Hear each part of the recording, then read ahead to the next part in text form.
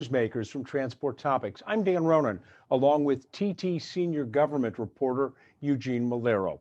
We're pleased to host this regular conversation with leading figures in the trucking, freight, and logistics industries. Before we begin our conversation today with the Honorable Secretary of Transportation, Pete Buttigieg, I want to tell you that Spirion is our sponsor for this edition of Newsmakers. Spirion has a short message they'd like to convey to all of you. So let's watch this together, and we'll be back on the other side with the Secretary of Transportation, Pete Buttigieg, after this message. With supply chain challenges mounting and trailers increasingly scarce, making the most of the trailers you have matters more than ever. Optimize your fleet with the right GPS solution and get the data and insight to maximize loads and turn trailers faster. Spirion's Fleet Locate Trailer Management Solution has the customizable trackers and sensors to do just that. Even with demand growing alongside labor shortages, you can still unleash your fleet's full potential with dedicated Spirion analysts that can manage your entire trailer fleet. Get all the data you need without burdening your own staff. Don't be held back. Increase your capacity and trailer turns, and optimize your fleet with managed services, all backed by award-winning customer support. Unleash your full potential. Visit Spirion.com/unleash. Mr. Secretary, thanks for joining us. There's been a development within the last little bit concerning the Supreme Court on the OSHA ruling with regards to vaccine. It's a very important issue for the trucking industry. Can we get your take on the Supreme Court ruling, sir? Well, we're disappointed. We know that vaccine requirements save lives, but we also know that there are a lot of ways to get there. And so we're hoping that employers will continue to take every step that they can to protect their workforce, to protect their customers. And as I understand the ruling, which we're still reviewing as we speak, it also allows for that to continue to take place in the healthcare sector, where it's quite important. Bottom line is we know that these vaccines are saving lives, and we know that all of these disruptions we're experiencing in our country, from the restrictions that affect the ability to gather and do things that we love to do, to things happening in our supply chains, they will come to an end when the pandemic comes to an end. And we've all got a role to play in putting it behind us. Eugene, you have a question for the Secretary. Go ahead, please. Mr. Secretary, thank you for joining us and making time to speak to us at Transport Topics. I want to ask you, is you're going to be approaching your anniversary, as Secretary, if you can talk about what you have really enjoyed about the job and things that have really been unexpected surprises of being Secretary. And then I know that the issue of the workforce, especially the trucking workforce, has been at the forefront of your department. Can you give us an update as to when you envision to begin realizing the potential benefits of the collaboration you have with the Department of Labor on the Trucking Action Plan, as well as the implementations of the trucking provisions of the infrastructure law in regards to the workforce? Yeah, well, thanks again for having me on. I would say, reflecting back on this first year, the really extraordinary thing is the opportunity that we now have with that infrastructure law that passed and that the president signed in November. I can't think of another moment when another Secretary of Transportation has had the opportunity that this team now has and that I have to make a big impact with a historic investment on everything from roads and bridges to ports and airports. But just because the money is authorized, that's the beginning, not the end of our work. And so we're very focused for the next year and for as long as I'm trusted with this role to make sure that Americans feel the impact. And to your question, I think some impacts we're going to see very quickly, dollars flowing out through the formulas to the states for improvements on roads, for example. And that money's flowing as early as this year. Other areas where we're talking about major overhauls or improvements on tunnels or bridges or ports or airports, some of those will take years to complete and then will serve us well for decades to come. We're going to move quickly, but we're not going to allow us to make any mistakes by rushing into decisions or processes that should take a while. This is all about the short, medium, and long term taken together. Now, when it comes to things that we're doing sooner rather than later, that's where the trucking action plan is something that has really generated a lot of swift action. We're about 30 days into it, and the White House has laid out clear expectations for achieving things within those first 30 days and 60, 90, and beyond. And very pleased to see, for example, on the workforce front, that we've already had over 100 employers and industry associations in trucking step up and join that call for registered apprenticeships, which is going to help bring more people into this field. Apprenticeships are a great way to set people up for success in a job that requires a lot of skill and a lot of responsibility. And since every trucker, every driver has a life and death responsibility on the roads every day, I think it's a great fit for that apprenticeship model. And we're so glad to see the many employers and the many associations that are stepping up to do just that and partner with us and the Department of Labor to make it happen. Mr. Secretary, the industry is estimated to be short 80,000 drivers. Can this make a dent in getting that driver shortage situation under control and maybe changing the image of the trucking industry? It got quite a boost because of the great work that was done during COVID, but can those combined factors help to really get more men and women interested in the industry, do you think?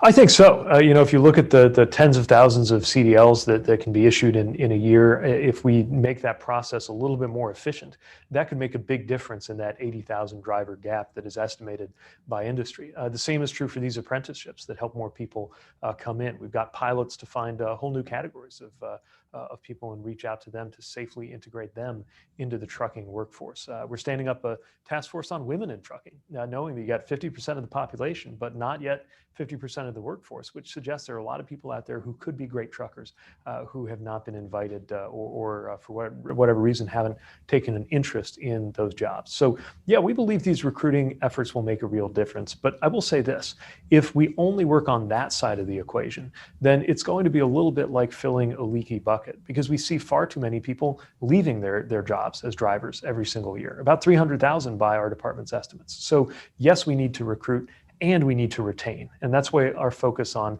things that affect job quality, whether we're talking about compensation or whether we're talking about issues like parking, all of that goes to whether we can retain as well as recruit the workforce that we're absolutely going to be counting on. These supply chain issues, as terrible as they've been, have had the effect of something that I think is really important, which is prompting Americans to realize just how important drivers are. And I think that's something we need to carry with us long after this pandemic and these supply chain shortages and crunches are behind us. Thank you, Mr. Secretary. When you look at the implementation phase of the infrastructure law, I've heard yourself as well as your senior staff talk about the really lengthy portfolio of priorities and provisions that need to be implemented. Can you share with us perhaps priorities that you have, the White House has, as to the implementation in regards to climate change, technology, is it workforce? Can you help us envision what is really on your near-term agenda with the implementation? Yeah, let me mention a couple of things that are really top of mind right now, even as we look across 40 some new programs and a number of existing programs that are being strengthened or getting increased funding. First and foremost is safety. That's why my department exists to begin with. And so we're looking for opportunities to enhance the safety of our transportation system. And that's everything from making sure we have the right technologies for our aviation sector to making sure that we're investing in safer streetscapes in small towns or rail crossings, anywhere safety is at stake. That's going to take on new dimensions as we look at some of the technologies that are coming into surface transportation across the decade ahead. We've got to make sure that they're deployed safely. You're also going to see a lot of focus on the basics, roads and bridges. Matter of fact, I'll be at a site tomorrow announcing some of the work we're doing to fund bridges, both the 10 most economically significant bridges in the country, which will receive funding to be rebuilt or rehabilitated, and funds for more than 10,000 bridges that are maybe a little smaller, but extremely important to their communities that are in every part of this country.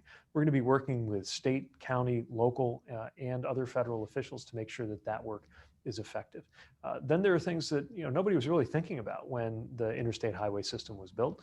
Just to take one example, the issue of resilience. We're seeing more and more extreme weather events, more and more climate effects, and in some parts of the country that means heat waves. In others, it can actually mean more extreme cold weather in the winters. It means that we have more threats from rising sea levels, mudslides, wildfires. All of that requires that we do things a little bit differently in how we make sure that roads and transit systems are future-proofed. We don't know exactly what the next curveball will be. Something perhaps on the order of the pandemic, hopefully never again, but something will come that will throw us from our routines and what we're used to doing, and we've got to prepare for it with a more resilient than ever transportation system. So that's another example of something that we're going to be funding and supporting through the dollars in this infrastructure law.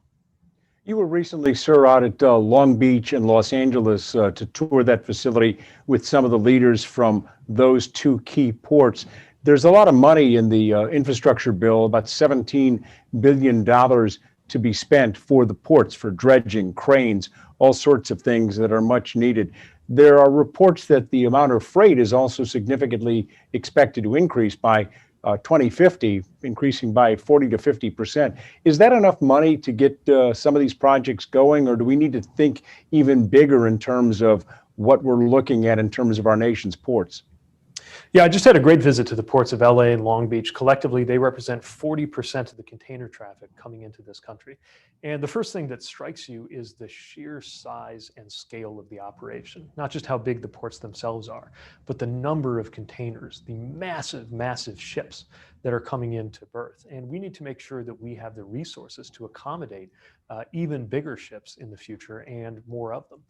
That means making sure that the berths themselves are in good shape, but also a lot of it's on the technology side, making sure that those containers can be sorted efficiently, making sure that those cranes operate safely. And all of that requires investment. The $17 billion in the president's infrastructure law is the biggest investment we've ever made at a federal level. We've never done anything quite like this to support America's ports. But the truth is, that's part of the puzzle. We're also seeing commitments being made at the state and local level, at the port level, and in the private sector. As a matter of fact, while we were in LA and Long Beach, the governor of California, Governor Newsom, announced that the state is making its own commitments that will fit together with the funding that we're doing at the federal level. And together, I do believe that's what it's going to take to move us into a true competitive position that we're going to be secure in and proud of for the rest of this century.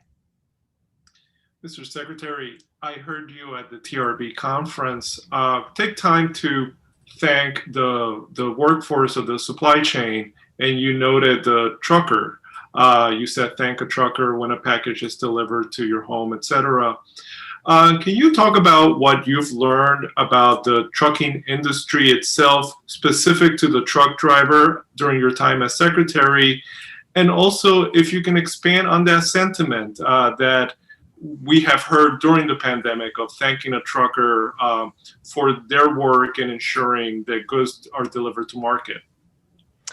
Well, the most important thing that I've seen when it comes to our supply chains is that our supply chains consist of people. The human element is by far the most important. That's true for the longshore workers who unload those containers, and it's definitely true for the truckers who move just about everything across the country. So whatever you had for breakfast, whatever you're wearing, whatever device you're watching this conversation on, chances are it got to where it needed to be, it got to you.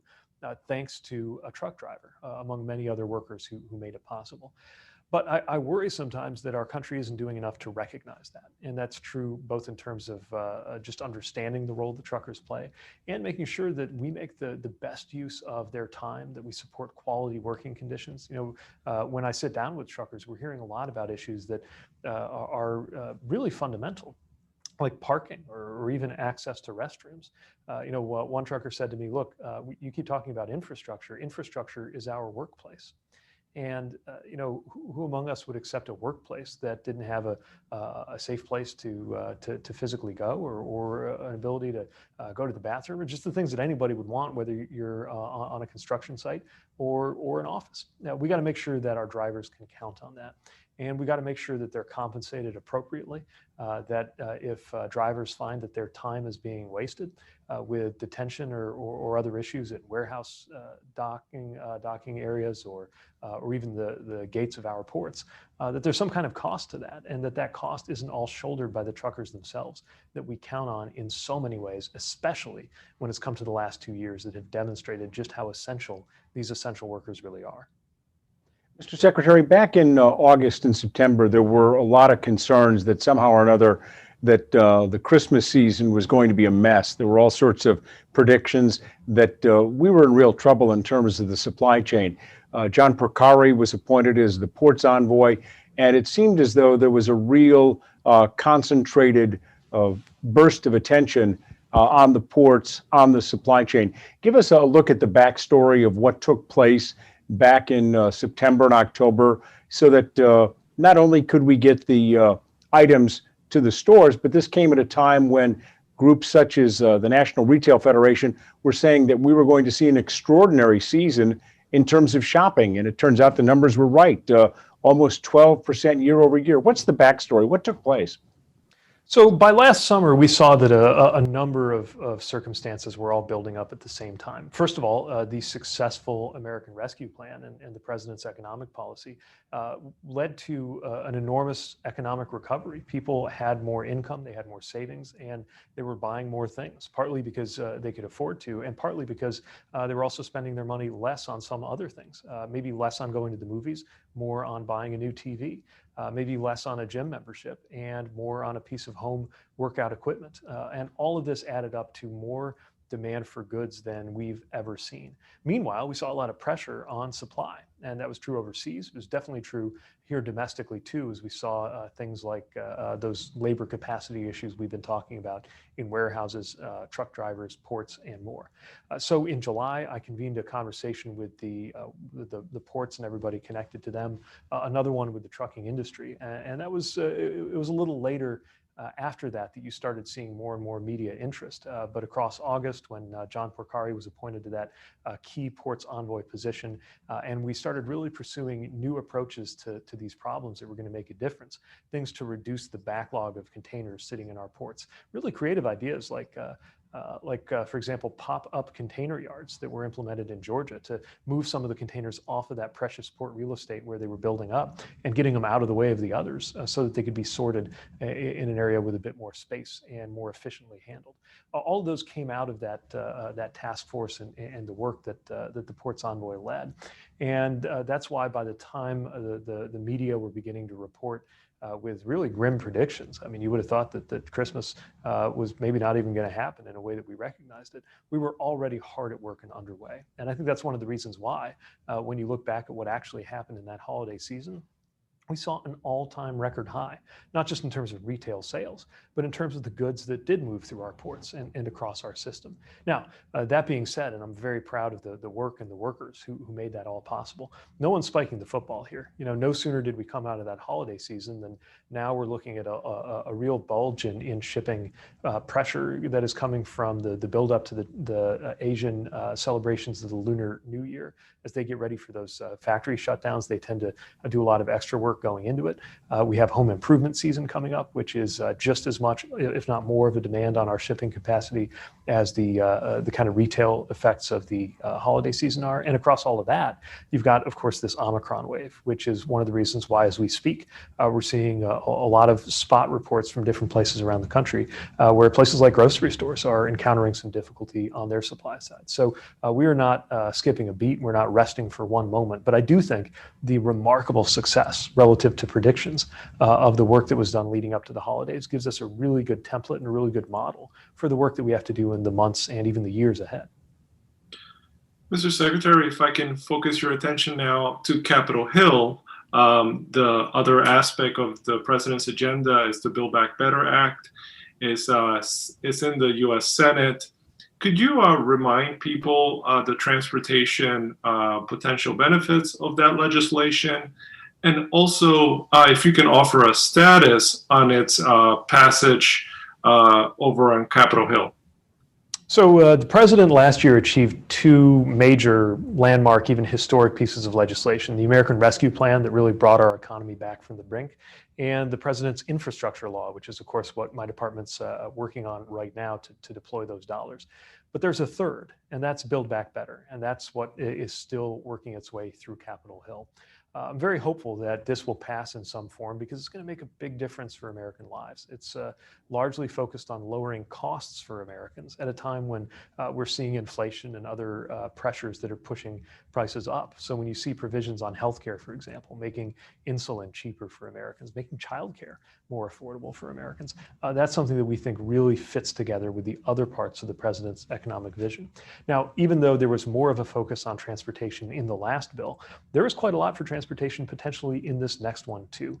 Attention to all kinds of things that would help us maintain a strong transportation system in this country, and a cleaner and greener one. Incentives for electric vehicles, for example, that will help build up an American electric vehicle industry. We already have remarkable work going on from companies new and old that are racing to win this electric vehicle future. We think that if we can offer incentives to reduce the cost of electric vehicles for Americans, that will help to speed up the adoption of this very important technology. Now, we'll have to see what ultimate form this legislation will take, but I do believe, given just how important it is to the American people and given how much support there is among the American people, that in some way, shape, or form, we're going to be able to get this done. Mr. Secretary, we've only got about 5 minutes left before we wrap things up, and want to ask you this question. It has been quite some time since FMCSA has had a permanent Senate-confirmed administrator, going back to Ray Martinez almost 3 years ago. Any update on where we're at in terms of the important positions in the Transportation Department that do require Senate confirmation? Any update on FMCSA and some of the other positions on your team, where we're at? So I don't have a specific update on FMCSA, but what I can say is that we do need to get more of our people confirmed. We just got our Federal Rail Administrator confirmed this week. That's great news, especially when you consider what's going on with the supply chain. But he's only, I believe, the fourth appointee to be confirmed so far. We've appointed a lot of people, we've nominated a lot of people, but so many of them are still waiting on action for action on Capitol Hill. And this is a time we really need to get the politics out of the way. I think very little about our department is really political or ought to be political. I think that's one of the reasons why there was such bipartisan support for getting that infrastructure law done. Now we need to make sure that we have that same bipartisan support for getting nominees in key positions confirmed. We got our Federal Transit Administrator confirmed, myself, the Deputy Secretary and Undersecretary. So I guess the FRA now brings it to 5, but we've got a lot more. Now, what I will say is that we've got fantastic acting, deputy, and career staff who are doing phenomenal work day in, day out. Some of them have been here through multiple administrations, multiple secretaries like me coming and going, and they're going to continue doing that great work. But they deserve permanent, steady leadership, and that's what we're working to deliver at the appointed level. Eugene, you get one more question, then I'll ask one for the Secretary, then we'll conclude. Go ahead, Eugene. Mr. Secretary, I've talked to several of your predecessors in your office, and they have really talked about the joys of traveling the country, seeing a lot of the local officials, as well as infrastructure projects in need of repair and those that were completed. Can you talk about, what have you learned as Secretary thus far, and really what you enjoy from the job? Well, I feel the same way. And one of the hardest things about the first few months on the job was not being able to travel much. And just by its very nature, when you're responsible for travel, for transportation, for movement, it feels very strange to spend much time behind a desk. We've been able to get out more and more, although we continue, of course, to be very careful with COVID-related precautions. And that is, I would say, probably the most rewarding part of the job, when you can physically see not just the infrastructure, but the people who make the movement of goods and people efficient and safe in this country. It's really fulfilling. And really, there are two things that I always come away with. One is a sense of the need. Everywhere I go, you can see where there are more ideas, more opportunities, and a great sense of urgency for more investment.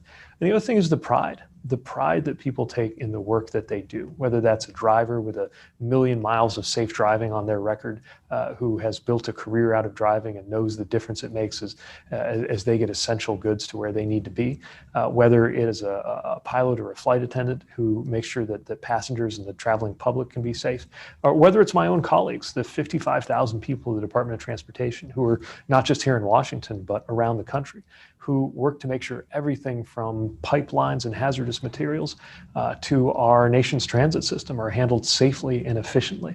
That's something that always propels me as I think about the job that my immediate office and I have to do, supporting that industry, supporting all those workers, and supporting my own colleagues right here at the department. It's a fantastic line of work to be in, especially at a time like this. I think the 2020s are going to go down in history as one of the most interesting and important and dynamic for transportation in the United States. Mr. Secretary, several years ago when you came on the national scene, first when you considered running for the Democratic National Committee chairmanship, and then as mayor, we came to know you as Mayor Pete. That became the moniker, Mayor Pete. Mayor Pete is talking, and then the presidential candidate, Mayor Pete. Now you're Secretary Pete. Any of the particular titles, which one do you like better? Can you tell us? I'll tell you, I will always think of myself as a mayor in a lot of ways, especially because it's a job that's so close to the results and so close to the ground. And I love spending time with mayors when I'm out in the field. But of course, I'm honored to be Secretary of Transportation. I'm honored to serve in the President's cabinet. And Secretary Mayor Pete's a mouthful, but that's what they seem to be calling me when I'm out and about. I'll just answer to Pete too. And more than anything, I'm just humbled and delighted to have a role like this. Sir, we're grateful for your time. Thank you, and you're welcome back here at Transport Topics anytime. We'd love to have you as a guest anytime you're available. Well, thank you. Appreciate you having me on. Thank you, Mr. Secretary. Take care. In closing, we want to thank our sponsor, Spirion, for making this Transport Topics Newsmaker webcast available. We also want to thank the Honorable Pete Buttigieg for being so generous with his time to answer our questions from the Department of Transportation. This webcast will be available for viewing on demand. Go to ttnews.com for more information about how you can watch the interview with Secretary Buttigieg. We will also rebroadcast the audio portion of this interview soon on Sirius XM Transport Topics Radio, channel 146. Stay tuned for more details soon on that broadcast. On behalf of TT Senior Government reporter Eugene Malero, I'm Dan Ronan. We thank you for watching.